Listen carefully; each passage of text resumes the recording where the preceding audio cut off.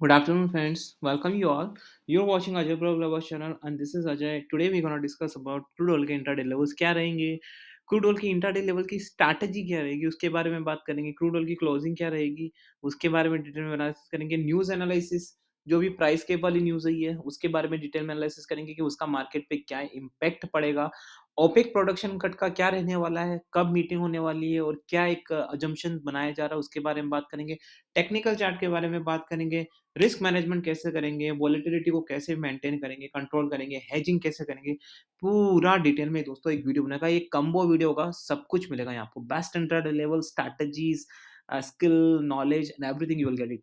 तो अगर आप पहली बार चैनल पे आए तो दोस्तों चैनल को सब्सक्राइब करने के बाद बेल आइकन दबा के सेलेक्ट ऑल दबाना ना भूलिए। घंटी का ऑप्शन दिखेगा सब्सक्राइब के बाद, वहाँ पे जैसे सेलेक्ट करेंगे ऑल का ऑप्शन आएगा, वो दबा दीजिएगा। तो आपको वीडियो के अपलोड्स टाइम टू टाइम मिलेंगे। जैसे ही मैं वीडियो अपलोड करूँगा आपको फटाफट नोटिफ़िकेशन मिल जाएगा। Sorry guys. तो चलिए दोस्तों वीडियो स्टार्ट करते हैं। सबसे पहले तो वो कौन-सी न्यूज़ है जिसके बारे में हमें जानना ज़रूरी है। तो ये आ जाते हैं हम इस प्राइस पे। देखिए द वर्ल्ड इज़, ठीक है ना? The world is racing for, चलो ये वाली जो न्यूज़ थी, मैं इसको एक बार रिफ्रेश कर देता हूँ दोस्तों यहाँ पे। तो आपको ये भी पता चलेगा कि आपको न्यूज़ कैसे देखनी है, क्या करना है, वो भी आपको डिटेल्स में यहाँ बताया जाता है, जो और किसी चैनल पे नहीं बताया जाता है, राइट?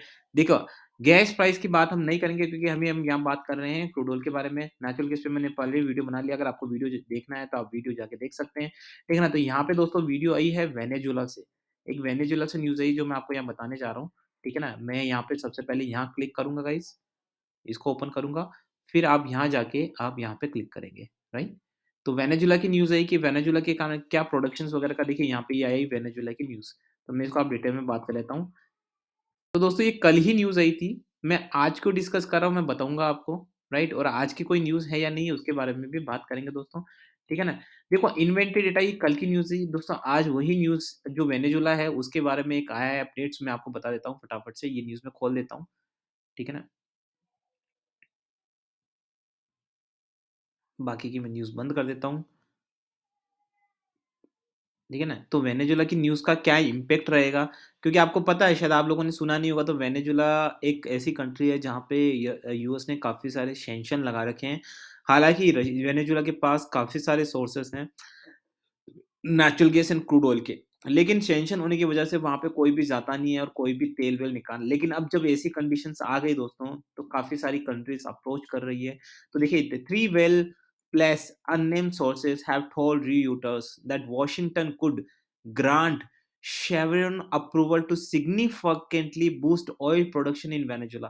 जो हमने शायद आपको पता होगा 1 महीने पहले मैंने वीडियो बनाया था, उसमें मैंने बोला था कि होना जाना यही है, वेनेजुएला से होगा, लेकिन कुछ कॉम्प्लिकेशंस रहेंगे जिसको कैसे सॉल्व किया जाता है वो देखने वाली बात होगी। तो देखिए अभी वॉशिंगटन तो डेफिनिटली ये अननेम्ड रिसोर्स से आया नहीं आया, हमको तो पता है कि ये होने वाला ही है, राइट? ठीक है ना? तो शेवरॉन से पता चला है कि ये जो बूस्ट प्रोडक्शन जो बूस्ट है, वो वेनेजुएला से होगा और यूएस करेगा। यूएस अब क्या करने वाला है ऑब्वियसली मैं बता पहले पढ़ लेता हूँ फिर बताऊँगा आपको। If the government of Nicolas Maduro resume talks with the opposition, right? This potential would mean an easing of sanction against Venezuela at the time when the United States is pursuing for higher oil production to ease soaring prices.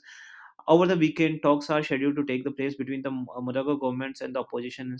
तो देखिए दोस्तों क्या होगा यहाँ पे, OPEC के मैंने आपको पहले ही बोला था ओपेक को काउंटर करने के लिए, since OPEC Plus has reduced to Washington call for production high, instead cutting productions through the end of the year, sanction will not be eased for either Russia or Iran either, and the America cell producers have maintained।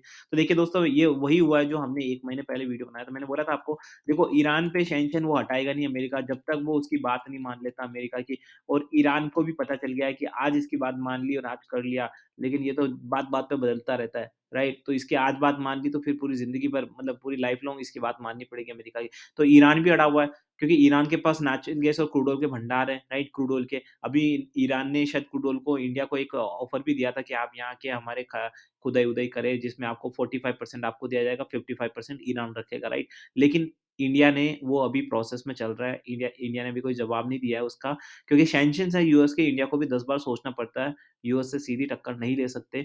तो US ने Iran पे sanction बनाए रखे, लेकिन Venezuela, जहाँ पे पहले बहुत सारे सैंक्शंस लगाए, तो उन्होंने कुछ कंडीशनली वहाँ पे बोला है कि हम वेनेजुएला की इकोनॉमी को वापस ग्रो करेंगे, वहाँ पे जाके हम खुदाई करेंगे, जो बे नदी के नीचे जो नेचुरल गैस और क्रूड ऑयल के भंडार हैं, उनको निकालेंगे, उनमें हमारा हिस्सा इतना रहेगा। तो ये सब यूएस उनसे बात कर रहा है और अगर ऐसा हो जाता ना वेनेजुएला के साथ, तो दोस्तों मुझे लगता है कि फिर क्रूड ऑयल में मतलब कुछ बचेगा ही नहीं गाइस। सीरियसली बता रहा हूँ, क्रूड ऑयल में कुछ नहीं बचेगा फिर, क्योंकि वेनेजुएला का मार्केट आ जाता है ना, वेनेजुएला, अफ्रीका, फिर रशिया हो गया, ओपेक कंट्रीज़ हो गई, अब या आपके या इधर से काफ़ी सारी और छोटी-छोटी कंट्रीज़ है, जहाँ पे ऑयल का प्रोडक्शन होता है। अमेरिका खुद भी करता है, राइट?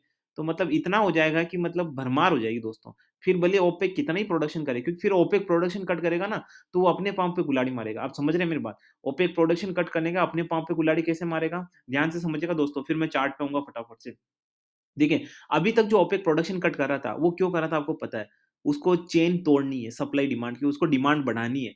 जब डिमांड बढ़ाएगी, तब वो वापस से सप्लाई बढ़ाएगा और महँगे दामों में बेचेगा, राइट? ये उसका एक पूरा वो था, बाकी तो सब पॉलिटिक्स है कि हमने वो किया, हमने सबकी में सऊदी का ही पूरा डिसीज़न होता है, राइट? ओपेक में, राइट? लेकिन अब जो प्रोडक्शन कट करेगा, क्योंकि पता है कि अब प्रोडक्शन कट करता है ओपेक, तो क्या उसके अपने पाँव पे कुल्हाड़ी कैसे मारेगा? क्योंकि ओपेक प्रोडक्शन कट करता है, उधर से वेनेजुएला से बढ़ा देगा। इतना जल्दी तो नहीं होएगा, अभी मान लो प्रोडक्शन कट कर थोड़ा टाइम लगेगा, लेकिन जब ऐसा होगा ना तो वेनेजुएला से वो प्रोडक्शन बढ़ा देगा। तो वेनेजुएला से जब प्रोडक्शन बढ़ जाएगा, तो ओपेक जो ओपेक ने प्रोडक्शन कट किया है, वो उसका नुकसान होगा, क्योंकि प्राइसेज़ हमेशा वो की वही रहेगी, वापस से वेनेजुएला से सप्लाई आ जाएगी, वेनेजुएला को और ज़्यादा फ़ायदा होने लग जाएगा। तो ओपेक भी प्रोडक्शन कट कम कर देगा मजबूर होके। तो इसीलिए मैं कह रहा हूँ कि अगर वेनेजुएला के साथ ये हो जाता है, तो ऐसी भयानक कंडीशंस आएगी क्रूड ऑयल में कि क्रूड ऑयल 65 बैरल डॉलर भी जा सकता है, ठीक है ना? डेफ़िनेटली अगर क्योंकि देखो सप्लाई ज़्यादा रहेगी, ठीक है ना? तो ऑब्वियसली डिमांड कहाँ जाएगी? डिमांड नहीं रहेगी। तो इसीलिए अगर आप मुझसे पूछें यहाँ पे देखिए क्रूड ऑयल का इन फ्यूचर पर्सपेक्टिव तो मैंने हमेशा से बोला है, लेकिन अभी यहाँ पे जो ट्रेड कर रहा है, जैसे फॉर एग्ज़ाम्पल हम चार्ट पे आ जाते हैं, ये हमारा यूएस का चार्ट है। तो यहाँ पे मैं आपको इंट्राडे बताता हूँ पहले, फिर शॉर्ट टर्म के पोजिशनल ट्रेड भी बताऊँगा। न्यूज़ बहुत ज़रूरी है दोस्तों, न्यूज़ हमेशा आपको पता होनी चाहिए, बिना न्यूज़ के कोई भी ट्रेड चार्ट से नहीं करना चाहिए किसी तरीके से। तो यहाँ पे देखिए, यहाँ पे जो लेवल बन रहा है मैं आपको बता देता हूँ कि कौन-कौन से लेवल्स बन रहे हैं यहाँ पे। 1 वीक का चार्ट देख लिया जाए। देखिए गाइस, जब तक ये 78.20 के ऊपर नहीं जाता यहाँ से, ठीक है ना? अगर 78.20 के ऊपर जाता है तो फिर डेफ़िनेटली मेरे को लगता है 79 तो ऑन द स्पॉट आ ही जाएँगे आपको, बहुत ईज़ी वे में आएँगे 79 तो। अगर 78.20 को ऊपर जाता है। लेकिन अगर नीचे ध्यान रखिए दोस्तों, अगर यहाँ से नीचे ये 77.45 के नीचे गया, ध्यान से सुनिएगा दोस्तों, वोलेटिलिटी को मद्देनज़र रखते मान लें 77.40 के नीचे गया, तो फिर धूम-धड़ाका होगा दोस्तों। तो फिर धूम-धड़ाका होगा। फिर आपको सीधा 70 मेरे को लगता है 76 के लेवल्स आपको मिल सकते हैं। अगर 77.40 के नीचे गया तो आपको 76.20 के लेवल्स तो ईज़िली आते हुए दिखेंगे। लेकिन तभी ऊपर जा सकता है दोस्तों जब ये 78.2 के ऊपर जाए। हालाँकि मैंने 79 के बोले हैं लेकिन 78.20 के ऊपर सीधा मुझे 80 दिख रहा है। बट आप सेफर साइड 79 रखिए, तो ये मेरे लेवल्स हैं यूएस मार्केट के।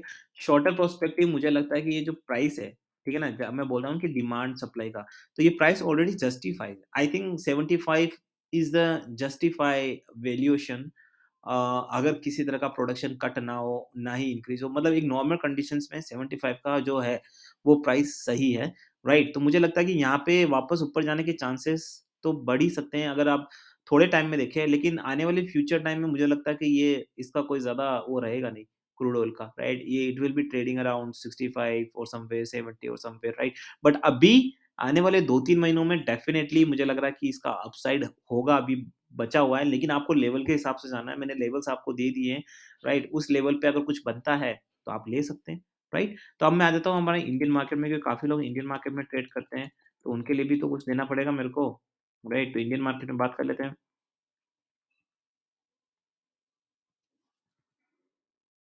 ओके, ये आ गया हमारा इंडियन मार्केट। तो अभी है 6383 पे है दोस्तों, राइट? ठीक है ना? मैंने पहले भी बोला है कि ये 6420 के ऊपर दोस्तों 6425 मान लीजिए कि ऊपर यहाँ पे एक पोज़ीशन आप बना सकते हैं और मुझे लगता है कि लेवल्स पोज़ीशन बन रही है 6425 के ऊपर, लेवल्स रहेंगे हमारे ईज़िली 6520 के, राइट? डेफ़िनेटली। नीचे की साइड में जो पोज़ीशन बन रही है दोस्तों, नीचे की साइड बता देता हूँ मैं आपको 1 वीक का चार्ट देख के।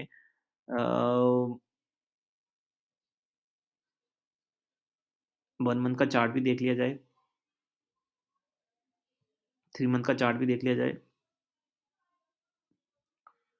तो दोस्तों देखिए यहाँ पे जो चार्ट दिखा रहा है वो तो यहाँ पे क्लियर कट दिखा रहा है कि नीचे ही जाएगा, राइट? लेकिन अगर 6000 यहाँ पे मैंने आपको देखो ऊपर की साइड तो बता दी आपको, लेकिन अगर यहाँ से 6350 के नीचे जाता है तो दोस्तों फिर तो मुझे लगता है कि आपको 6250 के लेवल्स वापस से ईज़िली मिल सकते हैं। तो 350 का लेवल वापस से नहीं टूटना चाहिए यहाँ पे, अगर टूटता है तो डाउन साइड के लेवल्स मिलेंगे।